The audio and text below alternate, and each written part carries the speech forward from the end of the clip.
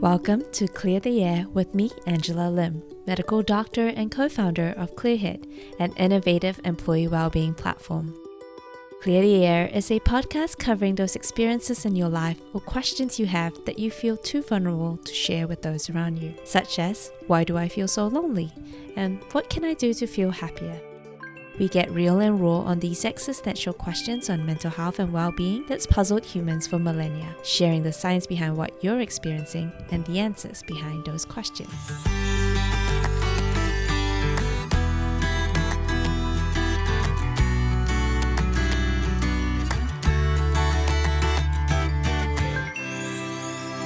In a world of rising cost of living, ever-increasing pace of change, AI disruption, and pressures at work to do more with less, it is not surprising that we all feel a little burnt out and a bit stressed out. In this case, we're constantly hearing that we have to be more resilient, and employers are searching for the mythical high performers who can thrive in this uncertain and high-pressured environment. Whatever the reason for feeling the pressure, I am very excited to speak with today's guest, Dr. Nate Zinsser, to unpack whether all of this is possible for us normal human beings when we're not all professional athletes. So, Dr. Nate Zinsser is an expert in the psychology of human performance and have consulted with many high-performing individuals and organizations seeking a competitive edge. Dr. Zinsser has been at the forefront of applied sports psychology for over 30 years and is the director of a cutting-edge program at the United States Military Academy's Center for Enhanced Performance. He's personally conducted over 17,000 individual training sessions and 700 team training sessions for cadets seeking the mental edge for athletic, academic, and military performance. He is also the author of multiple research papers, a textbook, and his latest book, The Confident Mind, a battle-tested guide for unshakable performance. Welcome, Nate. Well, thank you for allowing me to join your group. This is a great pleasure. I am located in the east coast of the United States, a little bit north of New York City, and I'm delighted to be able to extend myself to a worldwide audience. Thank you so much, Dr. Lim. Amazing. Well, before we sort of get started into the topic, maybe you can share with us a little bit, Nate, how you got into this area. Well, I became very interested in the psychology of performance because I wanted to be a pretty darn good performer myself. I wanted to pursue a career in competitive sports. I had delusions of being a professional American football player. I never had the physical equipment to do that. But I was a high school wrestling champion, and I was an elite level mountaineer, and I am a senior black belt in Japanese karate, and I have pursued elite levels of human performance in many different endeavors. And it was very clear to me from a very early age, I'm talking about age 12, age 13, that just because you're physically talented and just because you're willing to work hard and practice hard at, tennis or the piano or whatever it is that you're passionate about, that natural talent and work ethic is going to only take you so far. There is another entire dimension of facilitating factors in human performance. You have to maintain confidence even when things are not going well for you, because we do live in an imperfect world and there are lots of things that break down. You do have to have an ability to focus on what matters despite all kinds of distractions, and you have to have a way of being composed under the pressure, the tension that performance, especially competitive performance, can bring on. So because of my interest in this process, I started reading everything I could about the psychology of being at your best. I hope I won't offend anybody with a little off-color language. I just refer to it as the psychology of kicking ass. I was really excited and curious about this. I wrote a bachelor's thesis as an undergrad. I pursued graduate training at Columbia University, and then a doctoral degree in sports psychology at the University of Virginia. And that is a physical education sports science degree. I'm a highly educated coach. I'm not a medical doctor. I'm not a licensed psychologist. I'm a coach. And some coaches have the specialty in terms of, technical expertise, and some coaches have expertise in terms of tactical expertise, and other coaches have expertise in the actual biomechanics or the physiology of exercise and performance. My expertise is the psychology of training, and then the psychology of performing, that is, expressing all that one has changed. So the long-winded answer to your question, how did I get started with this, is because I wanted to be a really great athlete, a really great performer myself. And this is something that I discovered as being hugely important in that process. Wonderful. And maybe you can share with us a little bit about what are the interesting nuggets you have learned that have surprised you in your journey. When you think about, I was on this journey to learn on what it means to be a high performer, whether it's for myself or for the people I coach. Are there myths out there that you've learned that actually should be busted? Oh, many. How many hours do we have to discuss all those myths? Why don't you give us your top 3 most surprising myths? I'll start right off. I think something that is really, really important is that high-level human performance is a matter of having a relatively quiet mind. The idea is that we have to learn more, process more, and that to concentrate well means to think about what you're doing in greater detail. The opposite is actually true. This will be confirmed if you ask people, tell me about your state of mind when you are at your best, when you've played your sport or done your work or addressed an audience or done a negotiation. And everybody comes up with words like, well, I'm sort of quiet in my mind. It's somewhat instinctive and automatic. And if you look at the actual neuroscience about high performance, the neuroscientists tell you that high performance is characterized by an economy of brain activity. There are some brain centers that are active. Those are the ones that are essential to the performance of any given task. The brain center that tracks a moving object if you're playing tennis. But that's lit up. But other brain centers that are non-essential to the performance of a task, they tend to drop out. So the tendency to analyze, judge, criticize, so much of the stuff that we're very proud of being as human beings, as we have this great, wonderful frontal cortex, a lot of that stuff tends to minimize. And so we're really looking at operating from a midbrain, low brain, almost animal intelligence. I'm still not sure people understand that to the extent that they need to in order to trust their training in moments of performance. So that was a big, that was a big aha moment. So what we know obviously in the neuroscience is exactly as you've mentioned, which is there are different parts of your brain that lights up depending on different activities that you're doing. When you're walking, a part of your brain lights up. If you're talking, another part of your brain lights up. And what you're saying is that when you're in this sort of state of high performance, the right parts of the brains are lit up, and the other parts that are competing for energy falls away so that you can move very smoothly in the connection between your brain cells, basically.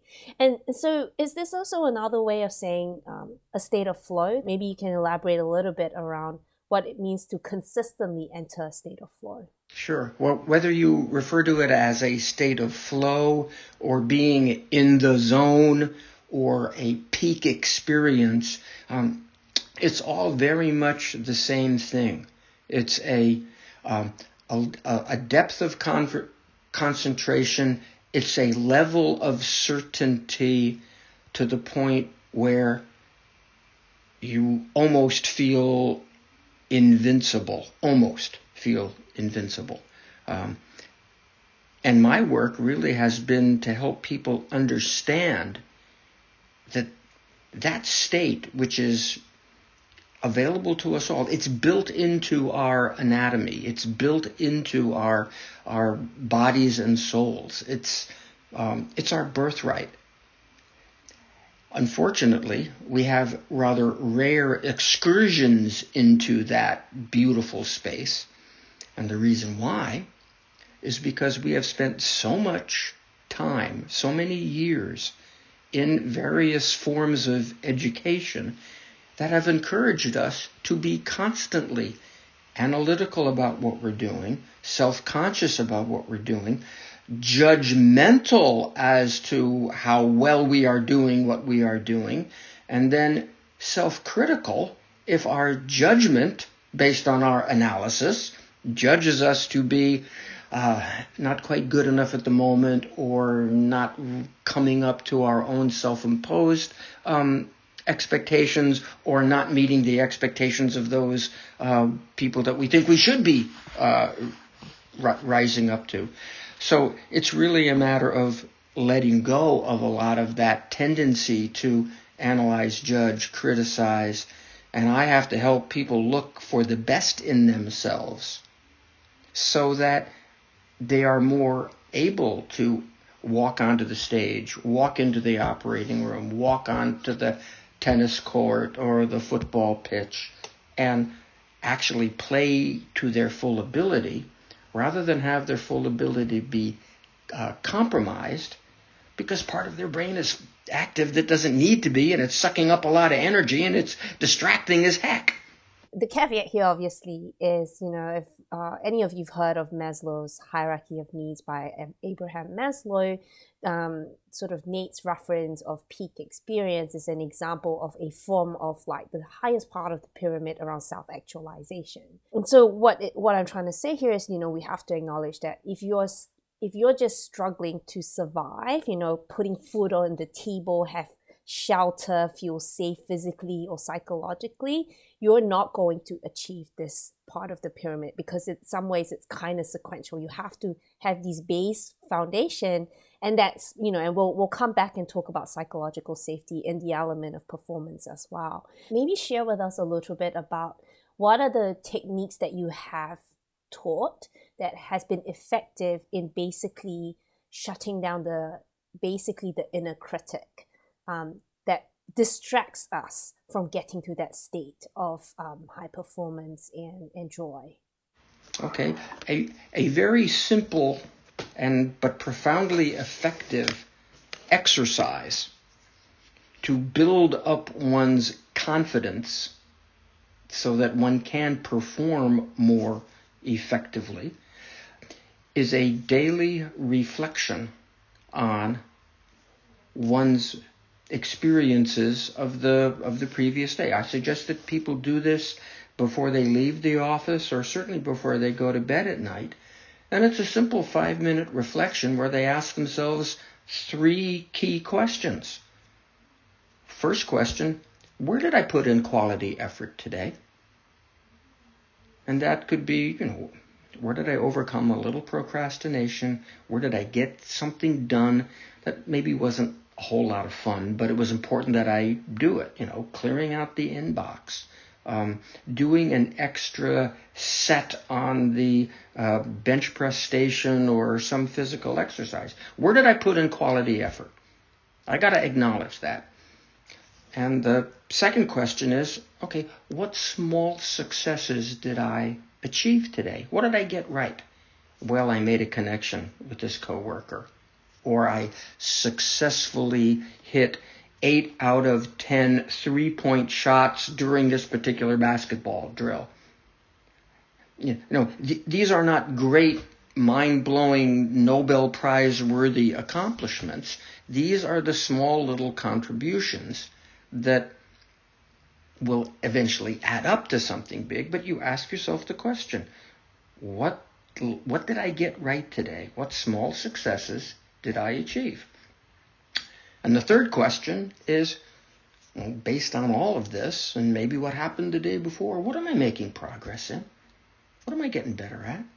Am I developing leg strength? Am I developing better cardiovascular endurance? Am I developing a better rapport with my work team or with my chain of command? So it's a question about effort, a question about success, a question about progress.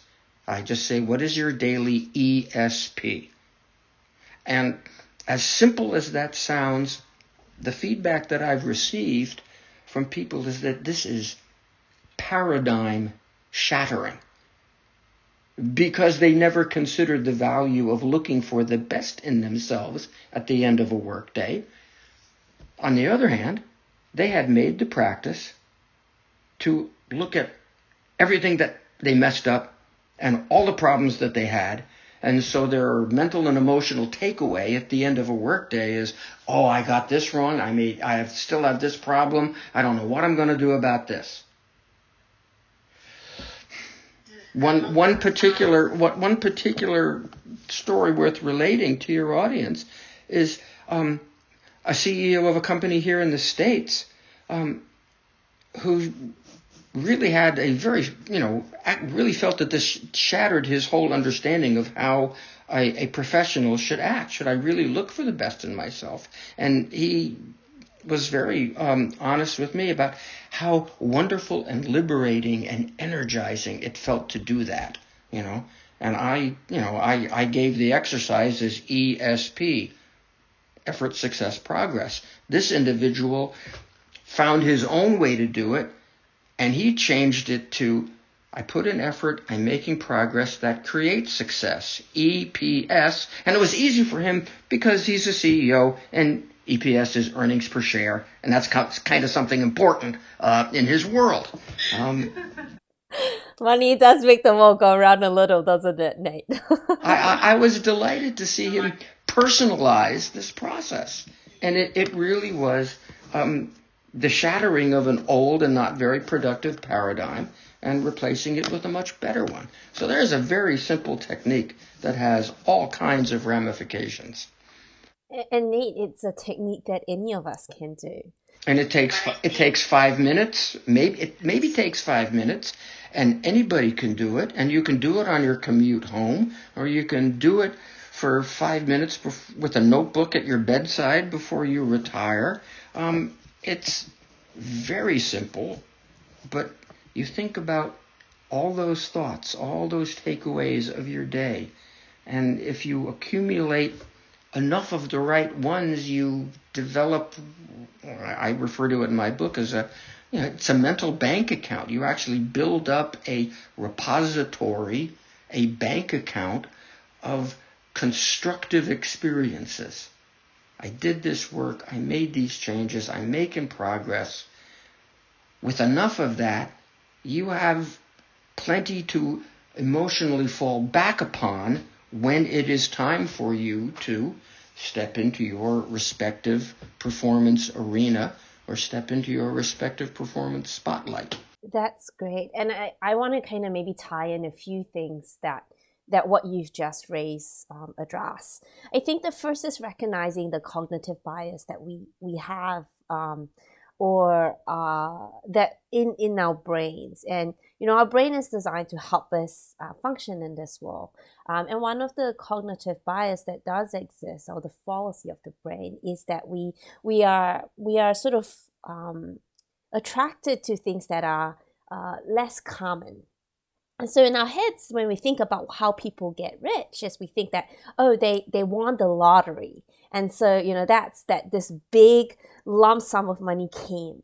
But actually, there's lots of studies that show that if people just start saving, say, $5 a week, since they're 5 years old, the accumulative wealth of just like you said, the bank deposit of just putting a little bit every day, that quiet discipline of habit building is really what essentially forms the practice of good mental health and well-being.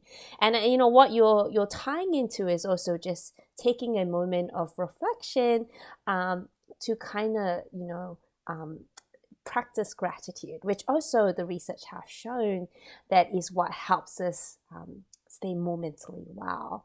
And as you mentioned, it's often our lives are so busy, and what we're trying to train is to quieten the mind.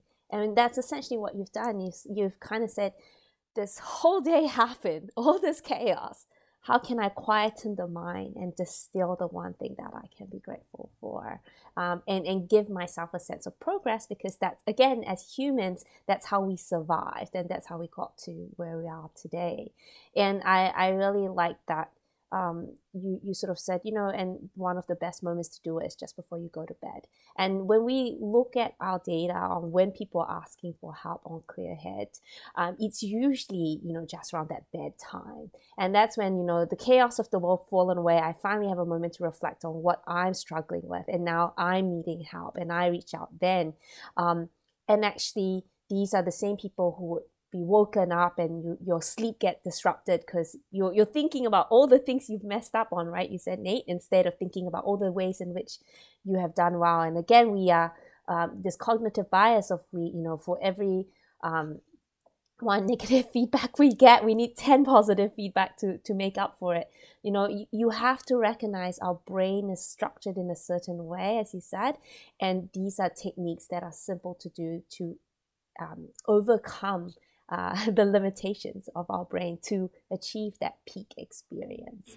You raise a really important point there about, a certain bias toward negativity in our brains.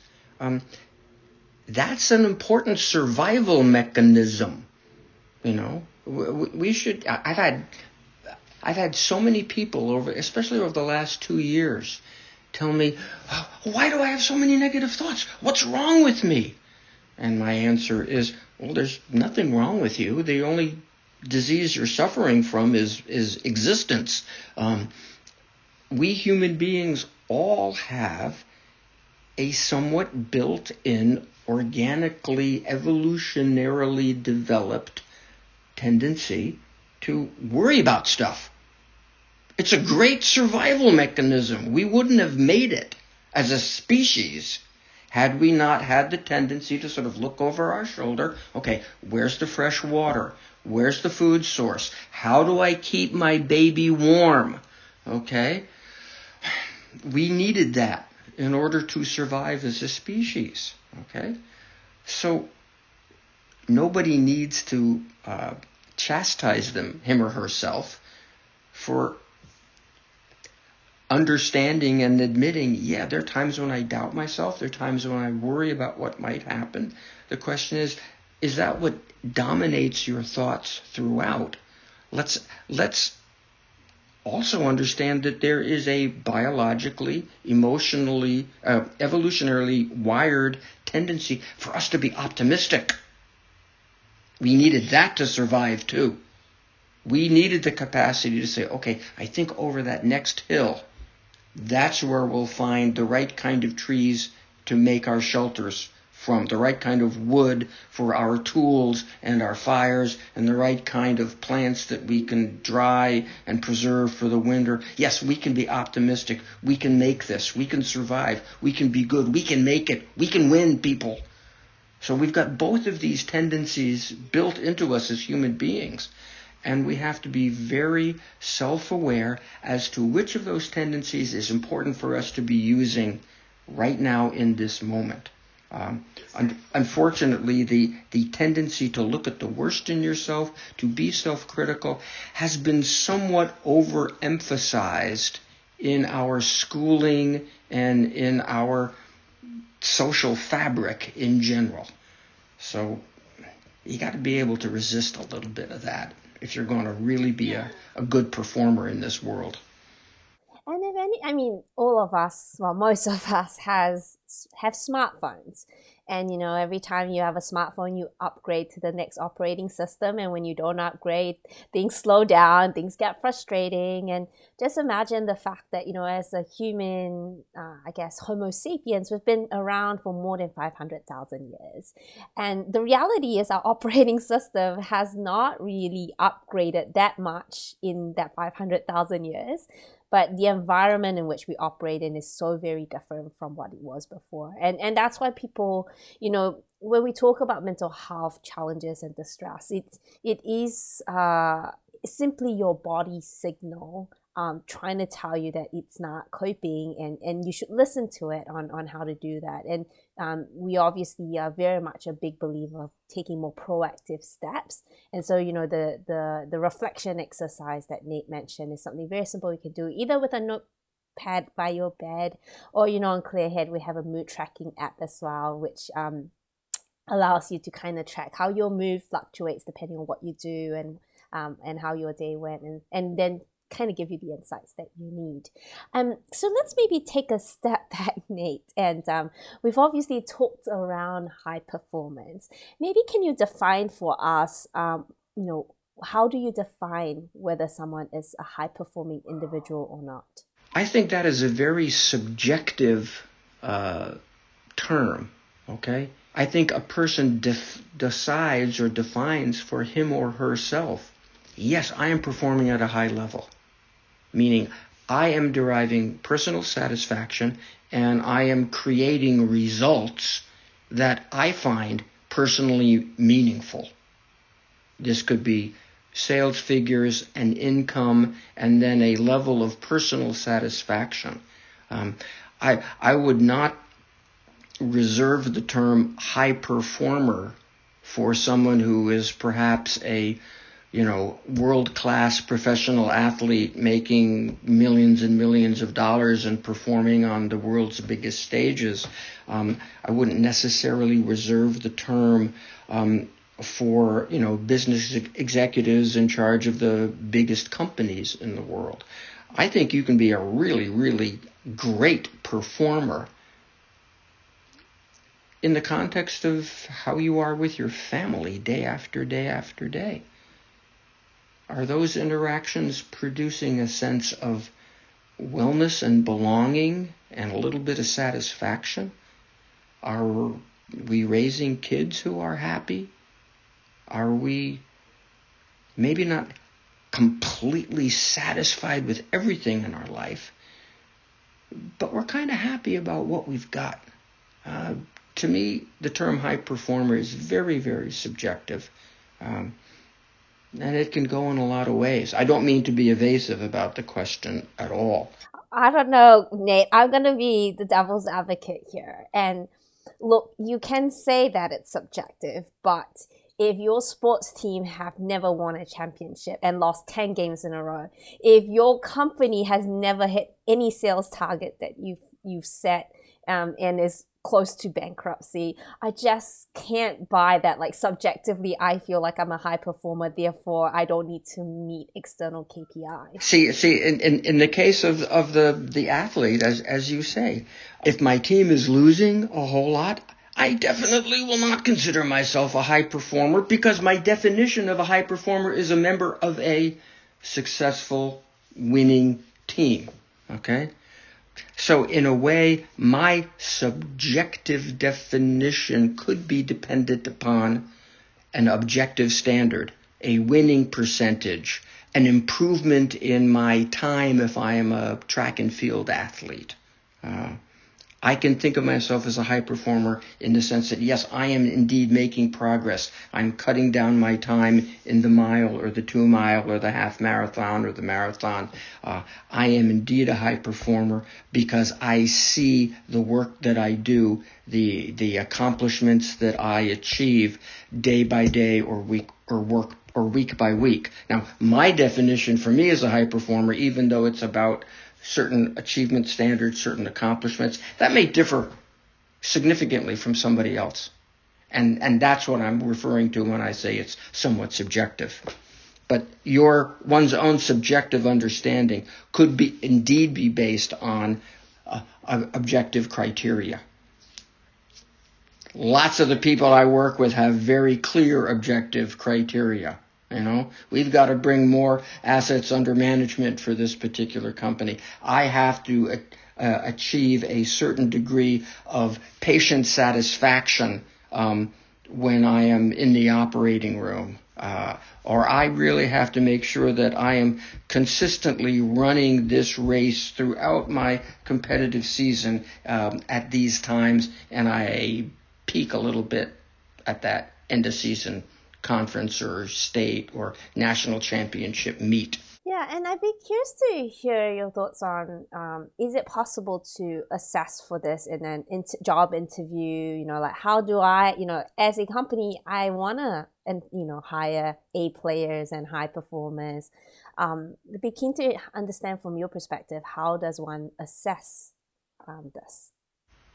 Oh, boy, that is a great question. There are a number of, pencil and paper inventories that look at attributional style, dispositional optimism.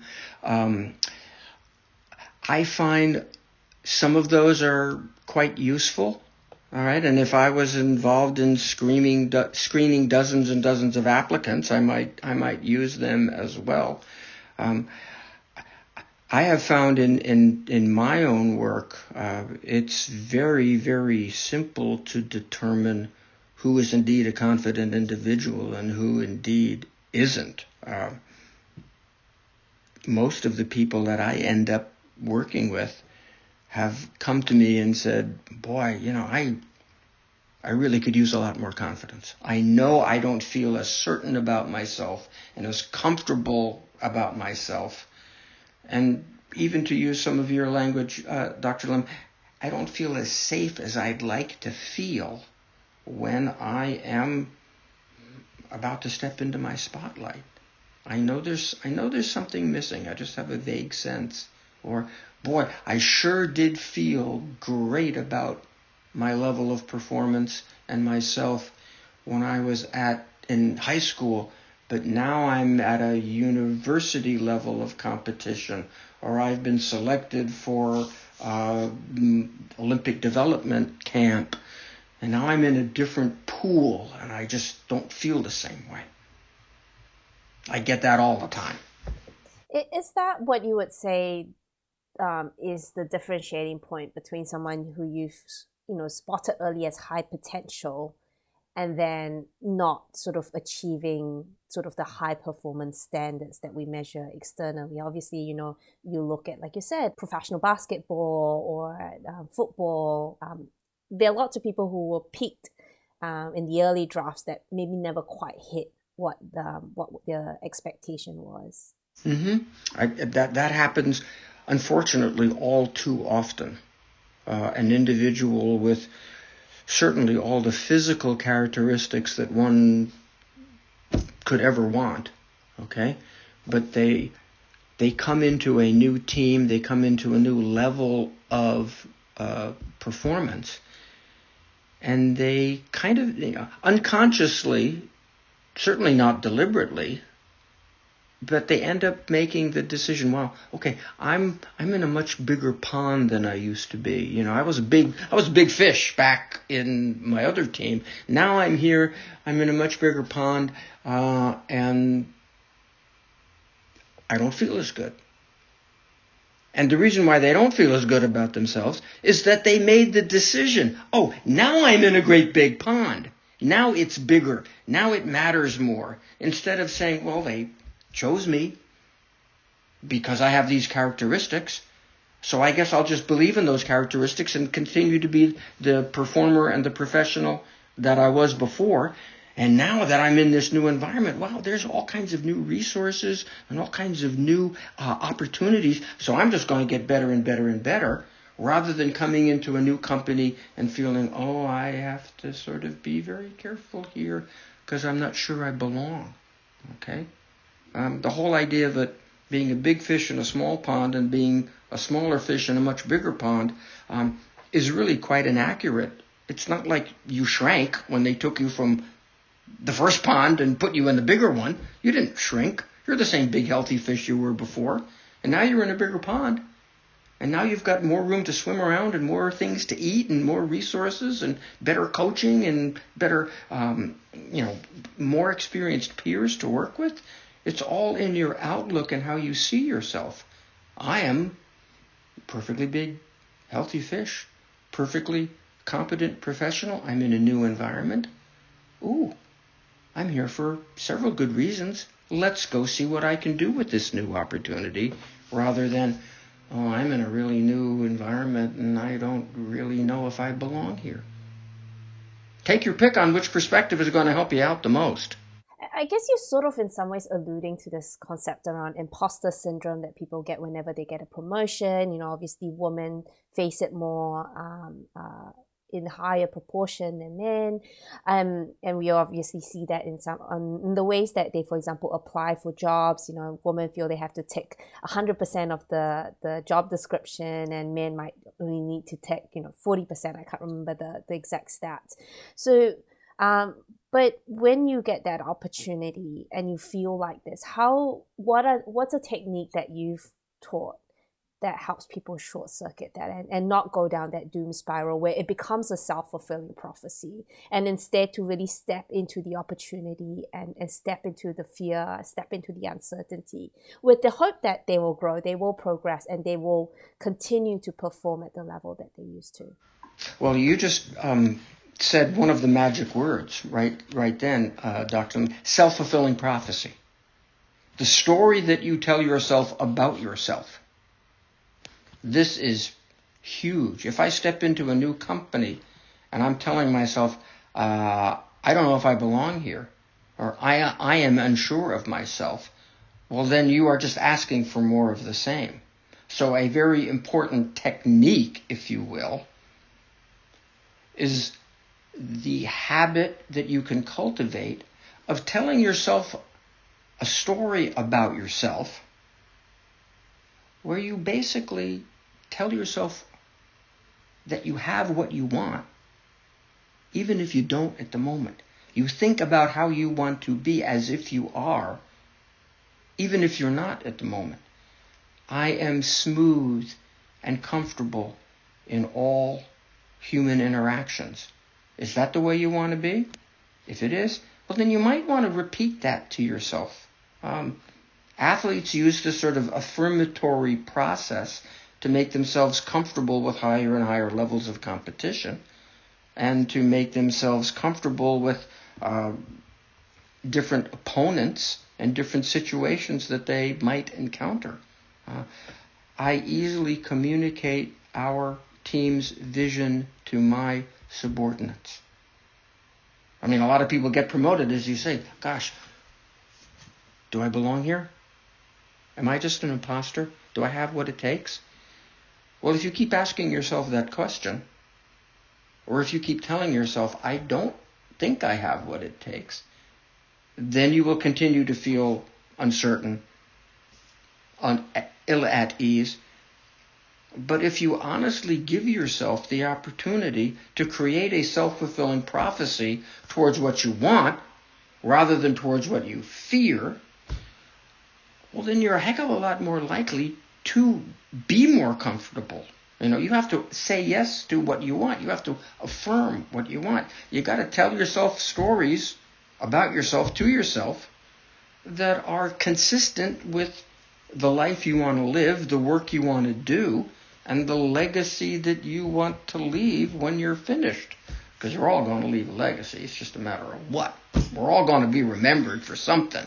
I hope we're remembered for the things that we want to be remembered. And I'm not talking about looking in the mirror and saying, oh, every day in every way I'm getting better and better and better about everything. No, I'm not quite as Pollyanna-ish, if you want to use that old expression. But, I'm thinking about how I want to be, I want to be eloquent and communicative on worldwide podcasts, okay? That's how I want to be. So I phrase it to myself in the present tense. I am, I have, it is. And I affirm what it is that I want to accomplish. I affirm a particular skill that I want to acquire. I affirm a particular characteristic that I want to show in my work or in my relationships.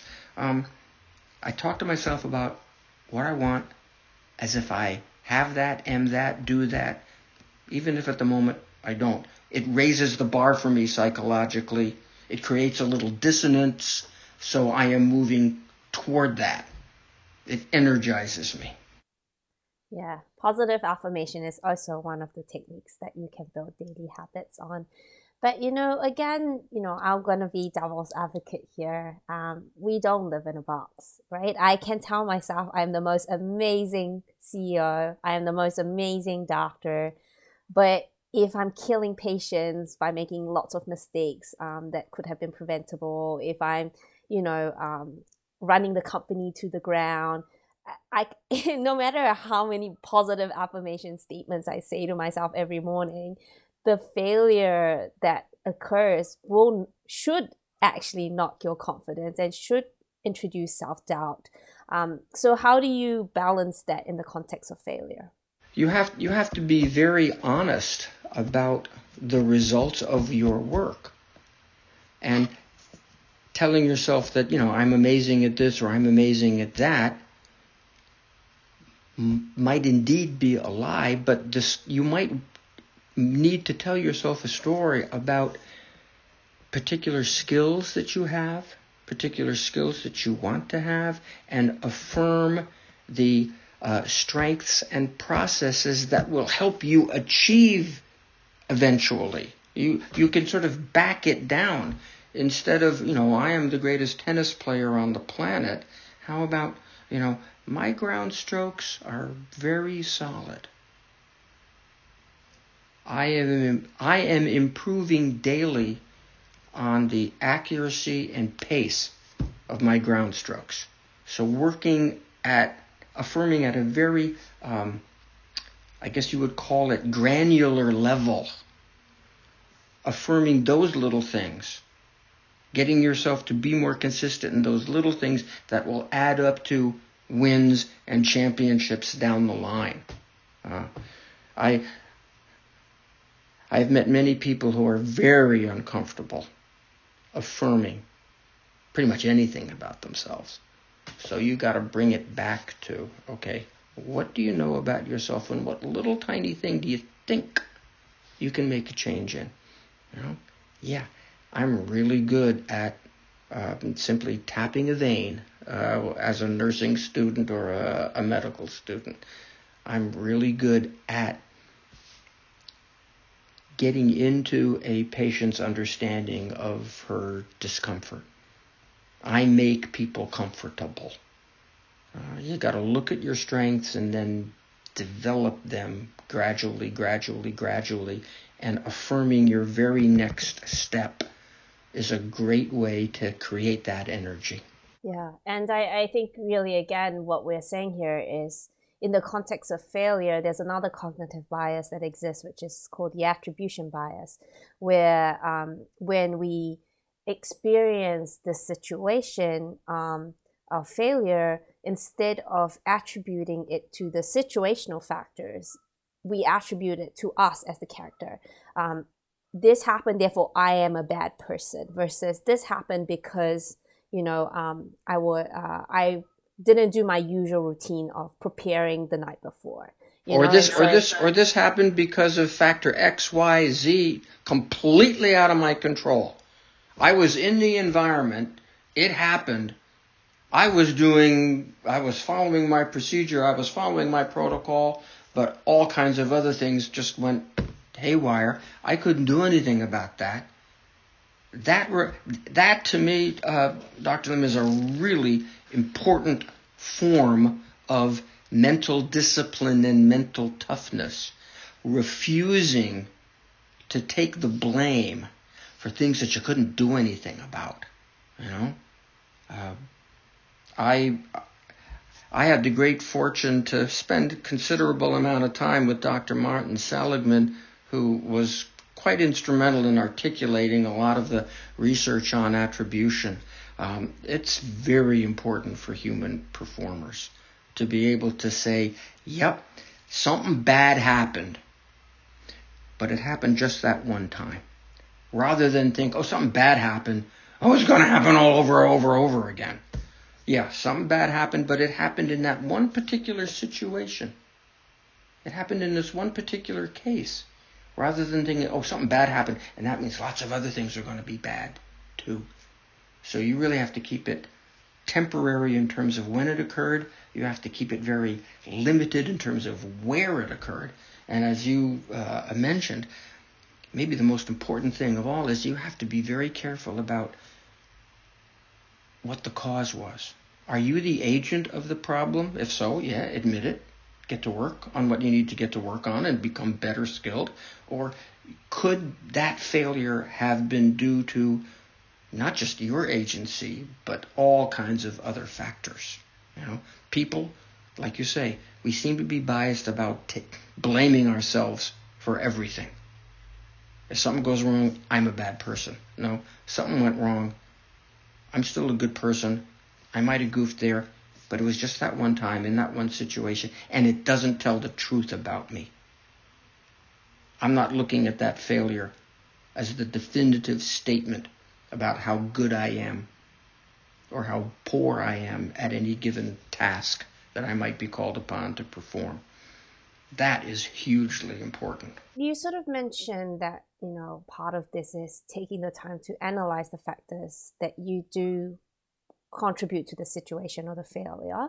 I guess when do you draw the line and stop? Okay, I'm now overanalyzing. I'm now going to a negative spiral. Yeah, how do you find that balance? I think it has a little bit to do with timing. Okay, if I'm a professional athlete and I play a game every Saturday,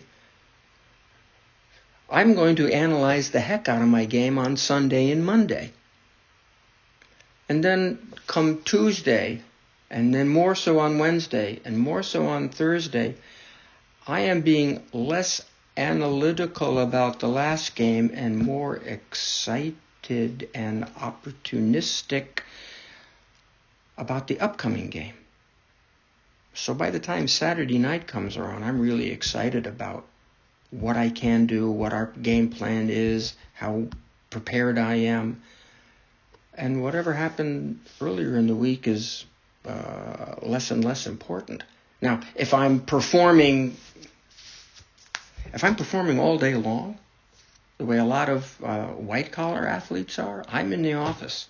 I'm making calls. I'm holding meetings. I'm writing reports. I'm dealing with stuff. In a way, I'm engaged in a dozen little performances all day long. Okay?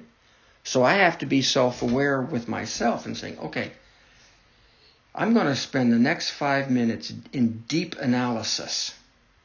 I'm going to break everything down into the most finite level of detail that I can. But I'm going to limit that. I'm not going to spend the entire day with that. I'm going to limit my analysis to a certain time, and then I'm going to get prepared. Okay, how do I want to be in my next meeting? How do I want to be in my next encounter? What do I want to communicate in this next phone call? And I'm allowing myself to produce a little excitement. And I will go through that process of analysis, confidence building, analysis, confidence building, analysis, confidence building. I will go through that process many, many, many times a day. So to me, it's all a matter of timing. Are you willing to?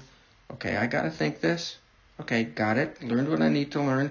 Now let's think about how we want this performance to be. Okay, let's do it. Now we go into that encounter. We have that meeting. We have the discussion. We do the negotiation. We play the game. Okay, now I'm back in my office. Okay, let's take a look at how we did. Okay, did I put good effort in? Did I make some success? Am I making some progress? Okay, fine. Did something go wrong? What do I need to do differently? I'll analyze it there, and then I will start preparing myself and energizing myself, being my own best friend, being my own biggest fan, being my own biggest cheerleader to prepare myself for the next day, for the next performance of the day. Yeah, and look, I think that running a company, it's so much of a roller coaster. And that's exactly the discipline that I've had to have. Like, you might land a big client on one day, and then the same day lose your best employee. Yes. And and I would let myself feel. So if I had a bad day, I would let myself, think about what's happened, experience the emotion. But the next day is a new day. I can't change the past. And I let myself experience the emotion, but then I move on. But if you let it ruin your whole week, then everything else becomes this domino effect where it just feels like, when it rains, it pours. And I think that, again, that optimism bias, you use that, like, okay, you've had a bad day or some bad luck. Okay, what is open yourself up to, like, what else is positive that's going on in your life, so that you can build on that instead of the thing that's negatively happened. And along those lines, I'd love to hear you explore, is resilience and high performance, two sides of the same coin? What is the role of resilience in becoming a high performer? Basically dealing with the slings and arrows of outraged fortune, as Shakespeare would put it. We live in an imperfect world. We are bombarded with entropy on so many levels. Systems break down. Human beings are fallible. We live in a physical universe.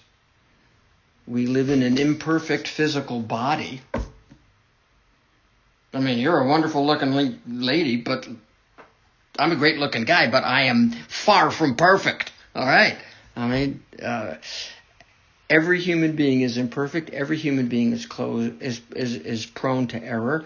Systems, technology, none of it is infallible and perfect. So resilience is our way of encountering some of that imperfection, but staying whole and healthy and happy despite that. Okay? You can even try to take it another level. I am going to encounter human imperfection, system imperfection, but no, it's not going to depress me or make me sad. It's actually going to give me ideas on how to get better, So, you think of resilience, a rubber ball, you bounce it, it hits the friction of hitting the floor brings it back up to your hand.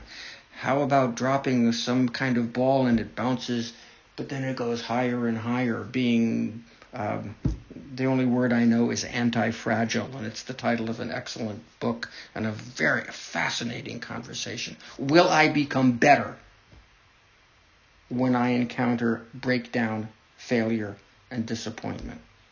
Will it teach me something that is then going to make me even better? Will it be my finest hour? If your team is on a losing streak, if your work team is dealing with, several projects that did not turn out well, does this mean that the next one is going to be better? Does this mean you are learning something now? Or are you just sort of fragile and the imperfections, the entropy of the physical universe that we deal with, just bringing your energy and your optimism and your enthusiasm to ever lower levels? This is a choice we make. Okay, resilience is a choice. I mean, you've given us so many really practical and very usable techniques. What is one skill or mindset that I can learn to be anti-fragile? The personal decision that you are going to deliberately be more optimistic about your future than 80% of the people around you. Okay? It is a choice. It's a decision you make. I am going to move towards my greatest aspirations, and I know I'm going to get punched, and I know I'm going to get kicked, and I know things are going to be difficult. It will not be a straight line of improvement. It'll be something of a roller coaster. At the very least, it'll be a stepwise, slow process of improvement with lots of long plateaus. But I am never going to tell myself that I can't do it. I just have to make that internal choice. All right? And when I find myself getting bogged down, going down that emotional rabbit hole, I just have to realize that I have something called free will. And I can change my mind. I can think about what I want no matter what's happening.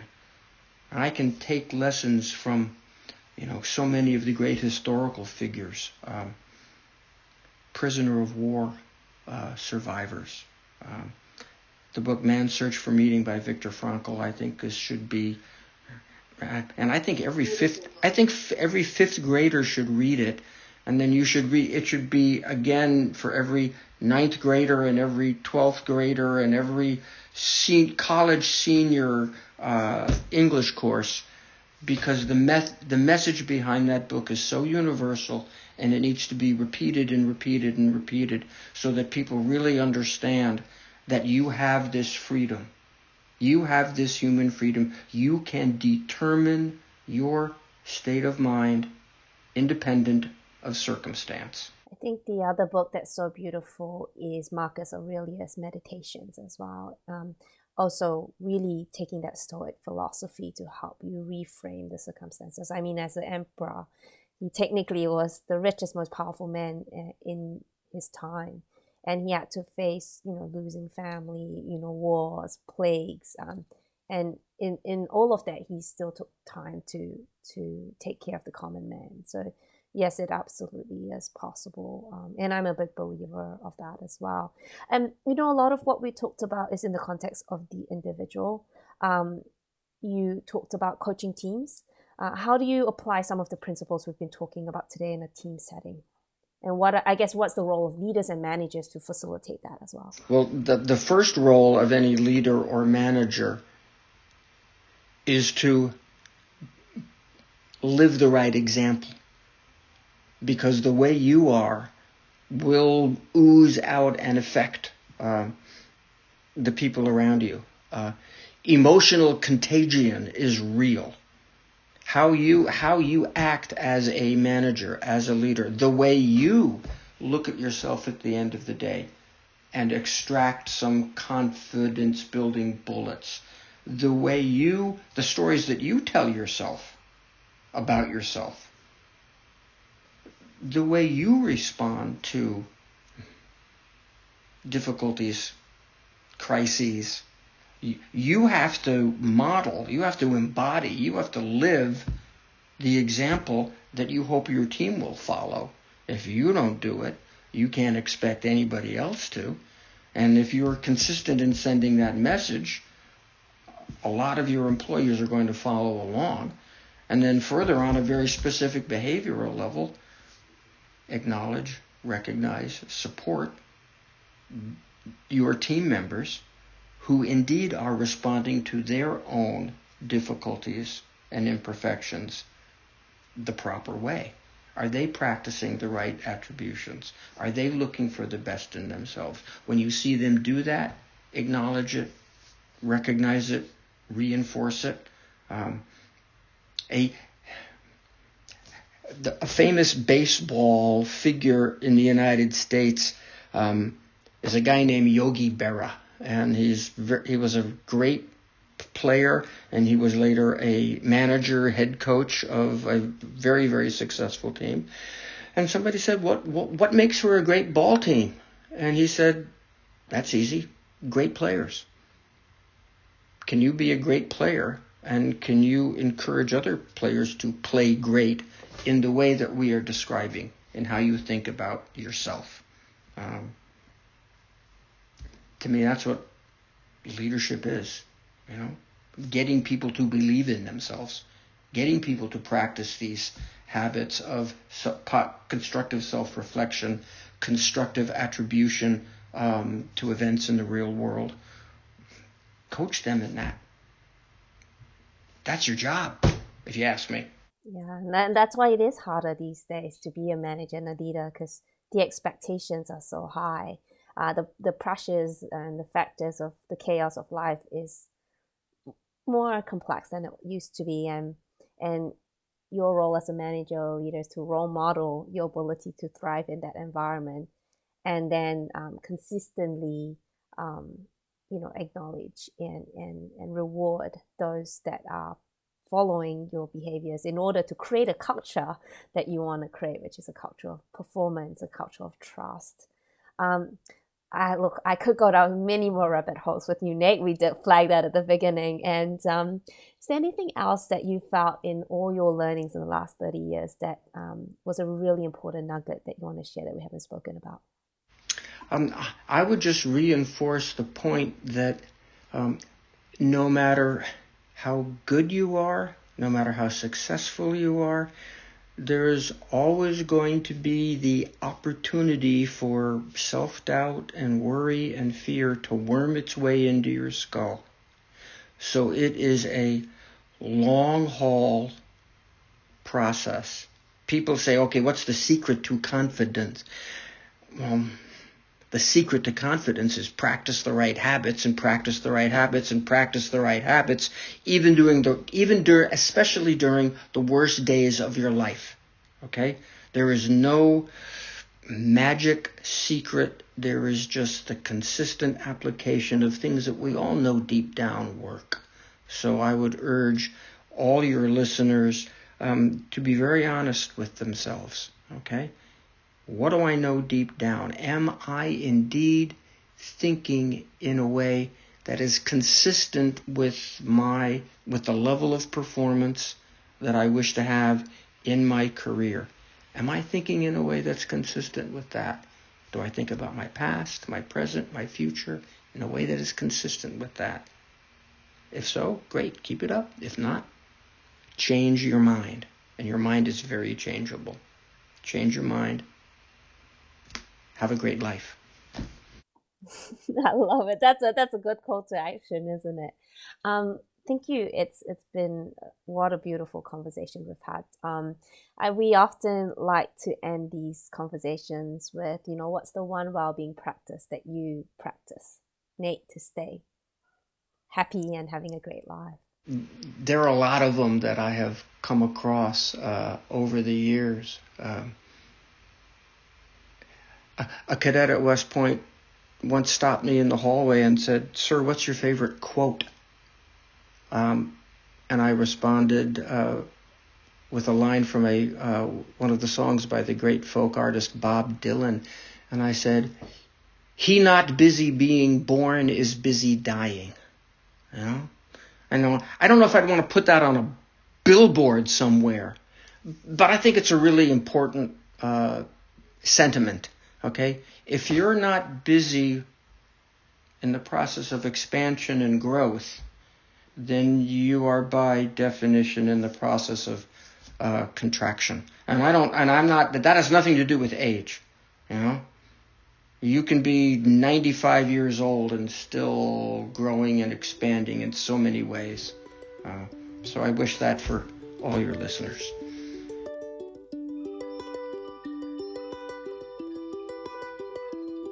That's it for today's episode. If you want to find out more about us, visit clearhead.org.nz. Love our content? Share it with a friend or leave us a comment on LinkedIn, Instagram, or Facebook. If you want to learn more about how Clearhead can support your workplace, or you have a burning mental health question that you'd like us to explore on the podcast, you can reach us at contact@clearhead.org.nz. Thank you so much again for listening, and catch you on the next one.